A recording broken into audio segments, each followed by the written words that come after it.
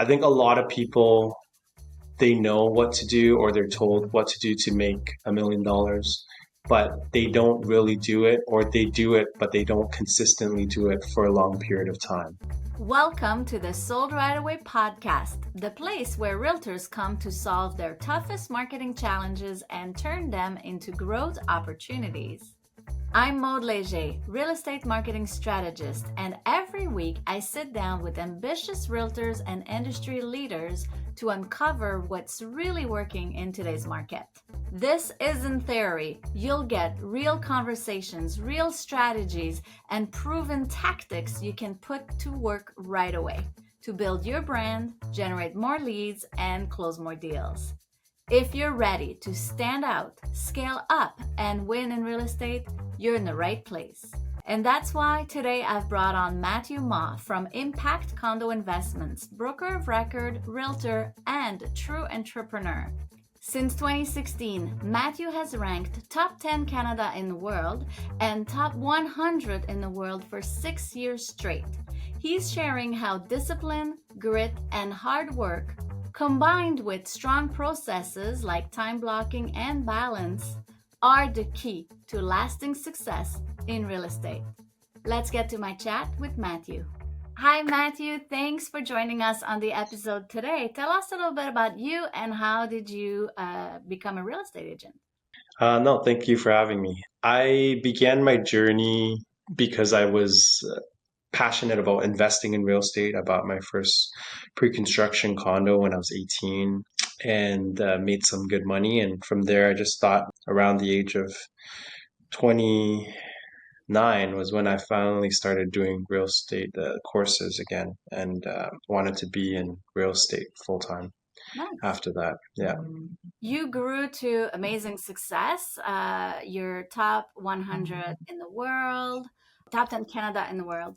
So tell us a little bit like your journey from buying your first investment property to who you are today. Yeah, absolutely. I would say initially, it was just to save on the commission fees, because I did about 1 to 2 transactions a year. And my first attempt at it was when I was 24, but with Asian parents, they didn't approve it as a professional career. And so I stopped and I just completed occupational health. I didn't like that. I opened a restaurant, and then I didn't want to be in Waterloo for the next decade. So I got into real estate for real and when I was 30, basically. And I started with Remax in 2016 November, and it was part-time. I was still working in restaurants, and until I made enough where I felt comfortable transitioning. Right now I specialize in pre-construction. That journey started in-house at $20 an hour at Edge Towers in Mississauga. And from there, it kind of opened me up to see how much money these pre-construction platinum agents made. And I had no idea at the moment. And some of them made like 40 deals in like 2 weeks. It was a hot market. That was probably around 2018. Yeah. And then opened up my pre-construction team with a buddy. From there, we split off, and then now I own Impact, which is my pre-construction team brand, and opened a small boutique brokerage with Remax called Remax XL Titan. Nice. And yeah, to be honest, it's been a journey. I didn't think I would be top 100 or top 10, but I think I just wanted to.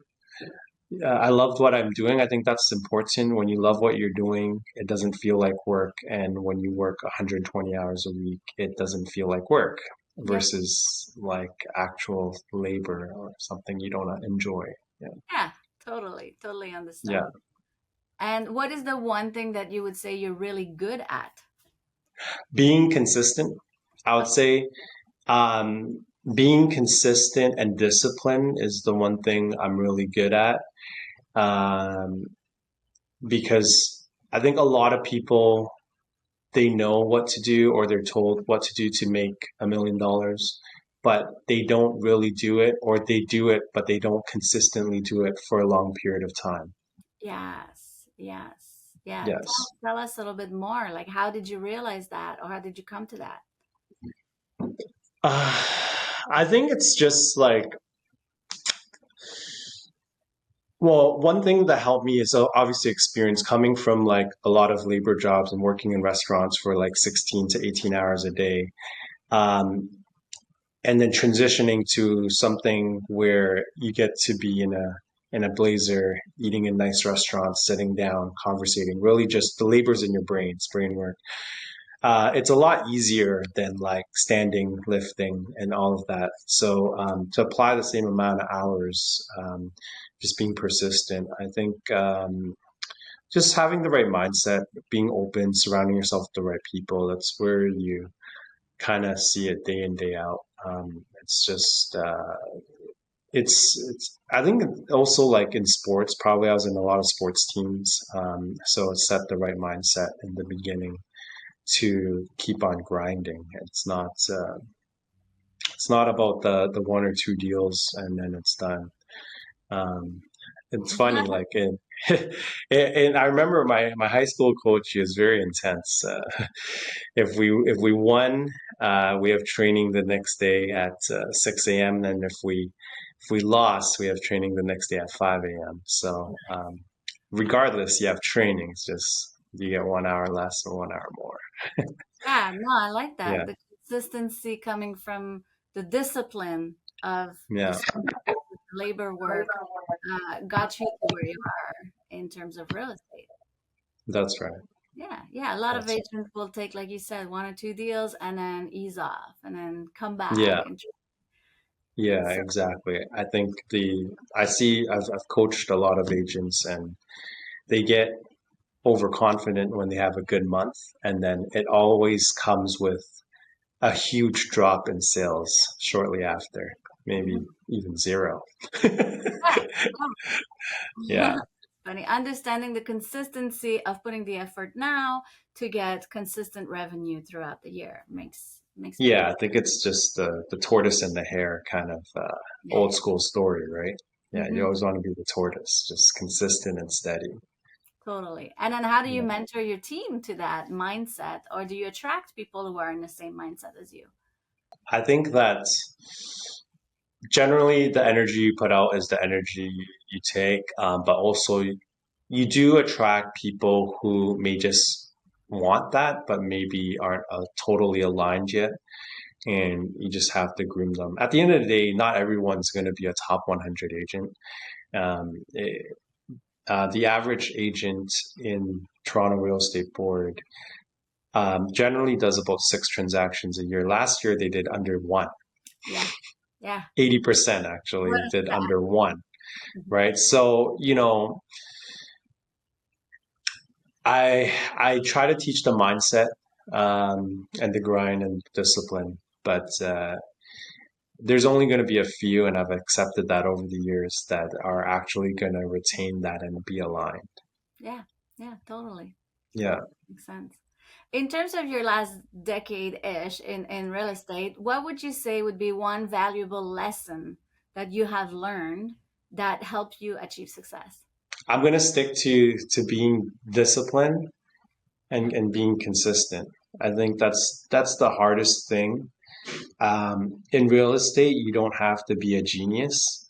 Um, you just have to be on top of your game and be consistent and work hard. Just consistently follow up, show up, hmm and do what you do. I would say that's the biggest lesson, I'd say.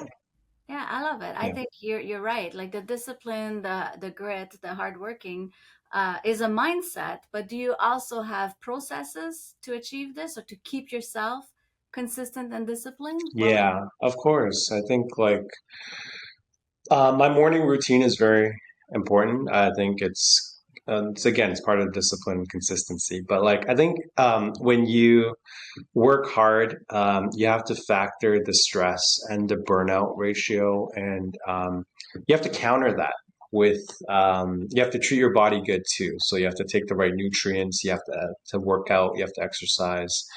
Um, I once a week I have like a RMT massage. I vacation probably short ones, like three to 5 days, but like probably 7 times a year. Yeah. Um, and just to able to reset and bounce back, right? So I think some people they forget, and like I always tell my agents, like you have to eat. I tell you to work hard, but I didn't tell you not to eat. And you know what I mean? Like if you don't eat, you're gonna burn out faster. You might fall sick. You're gonna get like stomach burn, etc. So like you have to eat. You have to treat yourself well. It's just balance and understanding like time blocking. Yeah. Time blocking, routine, all keywords that are important to keep in mind to be That's able right. to balance. Sometimes some agents will work a lot of hours but not really know what to do. So then they're not achieving anything versus having the balance, like you said. That's right. Yeah, I think that there's probably two topics in there, right? Like there's balance and then there's being efficient while you're at work, Yes. right? Because I have some agents who make like 13 calls in 4 hours, and I have other agents who make 110 calls in 4 hours, right? So it's like, what do you, just because you're here doesn't mean you're actually doing things, Yes. right? Yes. The hours doesn't equal to the output of the work. It's That's right. how efficient. Yeah. That's right. Yeah. If someone were to shadow you for a week or follow you around, what would surprise them about you? Um, Multitasking and actually how busy I actually am. Nice. Most of my days, I'm super slammed, and some of it is like overlapping a bit. And a lot of the times, maybe I shouldn't say this out loud, but I'm driving and I constantly have calls or Zoom calls, as you know. and it's just multitasking, but also like again, understanding what your day consists of and enabling yourself not to get into a car accident. Like have your Bluetooth ready, have things in your calendar. Like if I know I have to take calls in the car, I'll put the phone number on my calendar with the name and this notes, so that as it pops up on my car, I just hit click and it just phones them. I'm not searching for like through my apps while I'm driving to figure things out. Yes. Yes. Yeah. That makes sense. That makes sense. When you're thinking about the market, like you started back in really the pre-construction condos, lots of demand at the time. Things are changing right now. What do you see in the market that's different for you? The market has definitely shifted a lot. I think we've gone up and down a few times since 2016. 2016 was on an upward trend. COVID came, then it dropped for, to be honest, a very short moment, like maybe 5, 6 months, and then it boomed right after. And then it dropped again in around Q1 of 2022, and we've been on a down since. But I do see some uplift in life in terms of transactions and even some prices coming up at the moment in the GTA. Nice. I do sell in Calgary, Montreal, Florida as well. So every market is different. Yeah. But I'm talking in particular to the Toronto market. Um, yeah, I think that uh, every market has its challenges. I think it's just, I always like to look at things in a positive light, so I always have full. Um, on a down market, I think that the positives about it is that the prices are low, and the buyers that are buying, which should buy at the down market, they're all going to be very happy with you because in a couple years when the prices go up, They'll call they're you. in a great place, right? Whereas, in reverse, sure, the market is a little bit harder, but if you know your stats and you know how to convince buyers, they should buy in a bad market because that's where they'll make money. But if you sell and you and to buyers on a hot market, they're going to be upset with you shortly. even though it's easy to sell to them because everyone's in a great place, all these great news, there because the price will drop in a good couple years, and there might be you need to handle the stress of the clients as well in that nature. Yeah, how do you adapt your marketing to different markets like that when it's a high demand or low demand and high prices? I think on a down market like today, you have to be cognizant and careful of how you spend your budget for marketing because not everything will sell on a down market. So you need to understand the product and how to sell it and what's the right one. Um, I shifted a lot to low rise, whereas before I mostly predominantly did condos Yeah. because low rise has been selling a little bit better than condos. The condo market for pre-construction is pretty dead overall.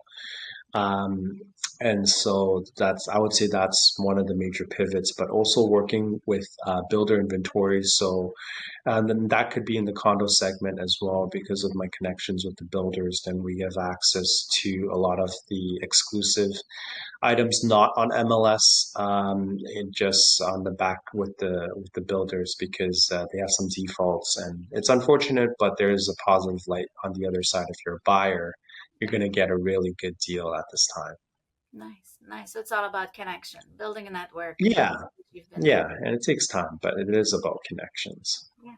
One thing we talked about offline a little bit before was the leads. So you have no problem getting leads. You have great leads going Hmm. in, but one of the problem or challenge is the following up, the nurturing, the processes there. How do you address that with your sales team?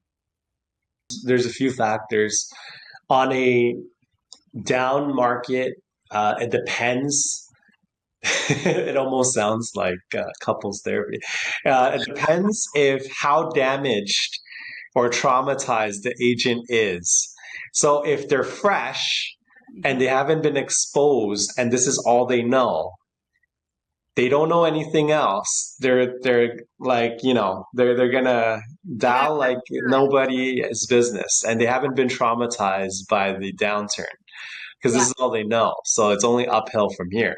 yeah. I was And then from the other traumatized agents, it's almost like I'm a therapist. To be honest, I have to be cognizant of their traumas, and they're constantly being triggered, and I have to motivate them in a softer tone. I'm usually quite straightforward. I am cognizant of people's feelings, but I'm a little bit more straightforward. I think in sales, you have to to. be successful, you have to be. It's not always cotton candies and clouds and pillows. Yeah. So, um, yeah, it's just really at the end of the day, it's a numbers game because they're in sales. They don't get a salary, right? Yeah, Their bank account is as full as how hard they work and how many sales they make. I love that. So it's really just aligning to that. I think again, it comes down to experience and how much expenses you have, Yeah. right? How smart were you in the high market where you were making lots of money? How smart were you with your finances to carry you over when it's slower and the market is down? That's right. That's right. And I feel like the ones who have dependents and have a constant expense, they are definitely a little bit more hardworking and more consistent because they have to. Otherwise, they'd be on the streets. And the ones that living in mom and dad's basements, they're a little bit more lazy and comfortable. Your vacation time. Yeah. Got it. Got it. Nice. And when you think of the marketing and the next quarter, the end of the year, what do you have coming up, or what's looking like for you the next quarter? I think there are some interesting launches. There's not going to be a ton as usual, but some builders are coming out to market. Um, we do see some life. I think again, you have to pick the right price for the location for it to be sellable Mhm. and understand what people's needs are. Right now, I'd say again, it's the traumatization. I think a lot of the investors that were up and coming Yeah. got hurt the most Mm-hmm. because they don't have generational wealth backing them up to survive that round. So those guys are all gone. So really, the demographic that we target right now are new investors or first-time home buyers or downsizers who haven't sold their home yet to buy something smaller or more efficient. I think those are the people who are coming out now Mm-hmm. in the bunches. So it's just being cognizant what kind of products that fit that range. Yeah. Knowing that, knowing who your target is, knowing the market right now, what do you think is working well with your marketing at the moment?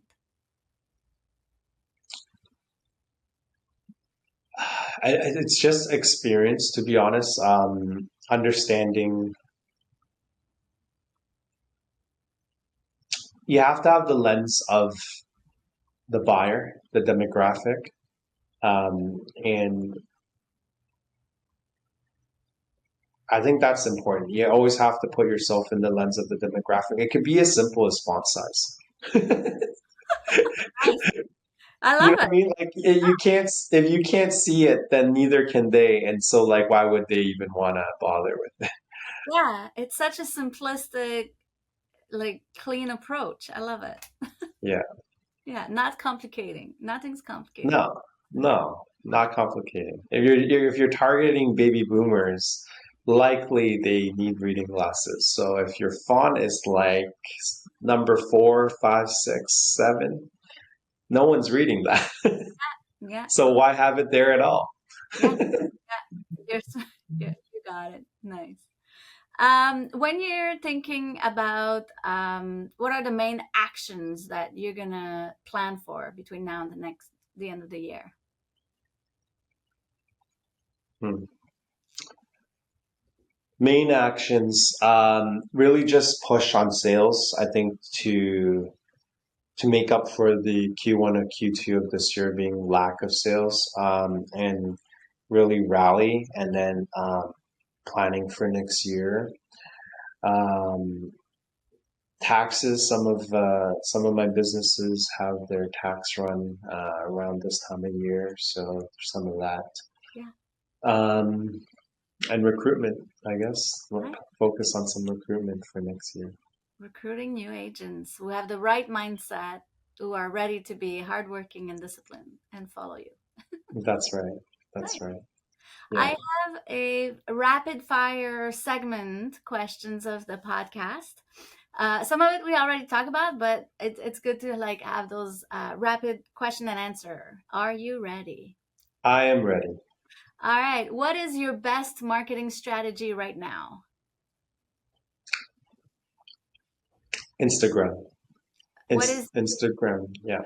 yeah? What's your best social media tactic? Being fast, Okay, being nice. first to market. Love it. If you could only use one marketing tool or platform in the next year, what would it be? Instagram. Instagram. What is your top income generating activity? At the moment would be quick closing sales. Quick closing sale. Love it. Which activities should every realtor drop?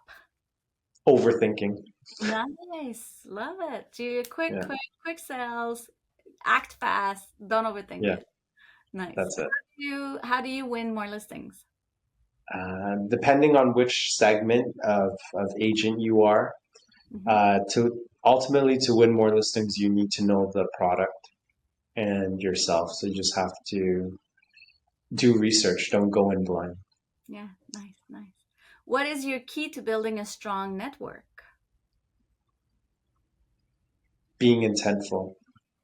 I Nice. think, um, yeah, you just have to be out there. I think a lot of people join real estate, they don't understand that. They think like work is work and I'm done. But no, you have to constantly be networking, lunches, dinners, coffees, drinks, and how to not be pushy in a social setting. Like you have to go socially. Like you have to see your friends, you have to see your family. Like, and you just drop seeds versus like being a greasy salesperson. Yeah. Love it. Yes. Yeah. How to be known that you're a realtor, but not in their face about it. Yeah. That's right. That's What's right. one piece of real estate advice that you disagree with? Disagree with. That's a tough one. That's a I don't tough know. one. I don't know what I disagree with. I think you'd have to give me a few options. Most of the advice are sound. I think it just depends where you're coming from. Like, there's a broker of record view, which is legality, and then there's like how to push sales kind of view, right? So I think at top sales, you're always bending rules, and there's always gray areas. So Yeah, I think that's a great answer. yeah, Yeah. What would be a quote or a mantra that keeps you going? I would say just make more money. Nice. Yeah, Nice. And what's the best advice you've ever received? the goal in life is to be happy, and so whatever that perception is to the individual, that is the goal. That's amazing. That's such a great answer for my next question, which is everyone has their own definition of success. How do you define success? To be honest, it links up to that, right? I think I define success if someone is happy. Yeah. And so if they're happy and they've hit success, because I think people forget that is the goal. You want your Lamborghini because you want to be happy. You want to, go on a trip to like Dubai or Maldives because you want to be happy. But people forget it's the happiness that really drives the success. So I think if you're happy, then you're successful. Yeah. I love it. I love it. This is Yeah, so true. Very true. yeah. If you had one piece of advice you would leave for all realtors out there right now, what would it be?